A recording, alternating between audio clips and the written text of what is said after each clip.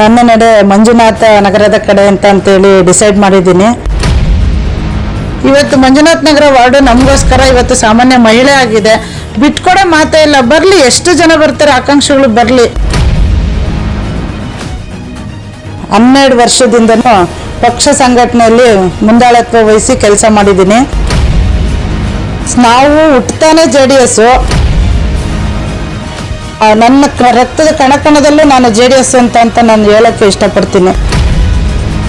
ಇನ್ನೊಂದು ಬಾರಿ ಕುಮಾರಣ್ಣನ 28ಕ್ಕೆ ಮುಖ್ಯಮಂತ್ರಿಯಾಗಿ ನೋಡಬೇಕು ಅಂತಂದರೆ ನಮ್ಮಂಥ ನಿಷ್ಠಾವಂತ ಕಾರ್ಯಕರ್ತರನ್ನ ಗುರುತಿಸಿ ಅವರು ನಮಗೆ ಟಿಕೆಟ್ ಕೊಟ್ಟೇ ಕೊಡ್ತಾರೆ ಅಂತೇಳಿ ನಾನು ಈ ಮೂಲಕ ನಾನು ಹೇಳೋಕ್ಕೆ ಇಷ್ಟಪಡ್ತೀನಿ.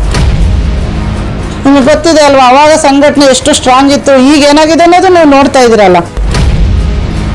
ಅಪ್ಪಾಜಿನೇ ನನಗೆ ಹೇಳಿದ್ದಾರೆ, ನೀವು ಚೆನ್ನಾಗಿ ಗುರುತಿಸ್ಕೋ, ನೀನು ಯಾವುದಾದ್ರೂ ಒಂದು ವಾರ್ಡನ್ನು ಹುಡುಕೋ ಅಂತಲೂ ಕೂಡ ಅವ್ರ ಬಾಯಿಂದನೇ ಹೇಳಿದ್ದಾರೆ ಅಪ್ಪಾಜಿ.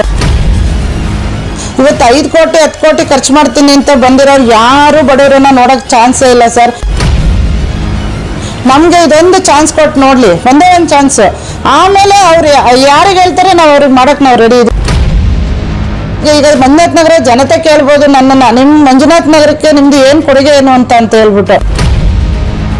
ಬೆಂಗಳೂರು ನಗರ ಜಿಲ್ಲೆಯಲ್ಲಿ ಎಲ್ಲೂ ಕೂಡ ಒಂದು JDS MLA ಬಂದಿರಲಿಲ್ಲ. ನಮ್ಮ ಕ್ಷೇತ್ರದಲ್ಲಿ ನನ್ನ ಒಂದು ಕಾಲದಲ್ಲಿ JDS MLAನ ನಾವು ಒಂದು ವಿಧಾನಸಭೆಗೆ ನಾವು ಕಳಿಸ್ಕೊಟ್ಟ ಹೆಮ್ಮೆ ನಂದು ಅಂತ ನಾನು ಹೇಳಕ್ಕೆ ಇಷ್ಟಪಡ್ತೀನಿ.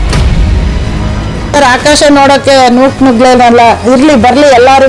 ಯಾಕೆಂದರೆ ಅವಾಗಲೇ ಗೊತ್ತಾಗೋದು ಯಾರ ಸಾಮರ್ಥ್ಯ ಯಾವ ಥರ ಇರುತ್ತೆ ಅಂತ ಹೇಳಿ ಅವಾಗಲೇ ಗೊತ್ತಾಗೋದು.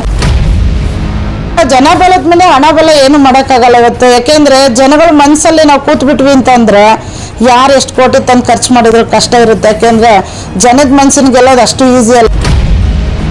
ಇದು ಒಂದು ಬಾರಿ ನನಗೆ ಅವಕಾಶ ಕೊಡಿ, ಕಷ್ಟಪಟ್ಟು ನಾನು ಕೆಲಸ ಮಾಡ್ತೀನಿ ಮಂಜುನಾಥ ನಗರದಲ್ಲಿ. ನಾನು ಎಲ್ಲೂ ಹತ್ರದಲ್ಲಿ ಹಿಂಗೆ ನೀವು ಅರ್ಧ ರಾತ್ರಿ ಕರೆದ್ರು ನಾನು ಬರೋ ಅಂಥ ಹೆಣ್ಮಗಳು ಸರ್. ನಾನು ದುಡ್ಡು ಮಾಡೋಕ್ಕಂತೂ ಬರ್ತಾ ಇಲ್ಲ, ನಾನು ಜನಸೇವೆಗೋಸ್ಕರ ಬರ್ತಾ ಇದ್ದೀನಿ, ಅವ್ರಿಗೋಸ್ಕರ ಬರ್ತಿದ್ದೀನಿ ಅಂತ ಪದೇ ಸಾರಿ ಹೇಳ್ತೀನಿ ನಾನು.